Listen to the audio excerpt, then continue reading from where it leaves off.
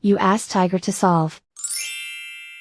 This deals with linear equations with one unknown. The final result is t equals 2. Let's solve it step by step. Simplify the expression.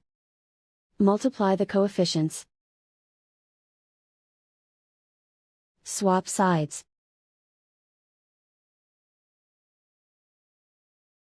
Isolate the t.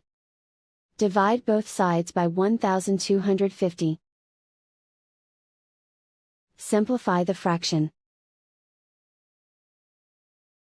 Find the greatest common factor of the numerator and denominator. Factor out and cancel the greatest common factor. And so the final result is t equals 2.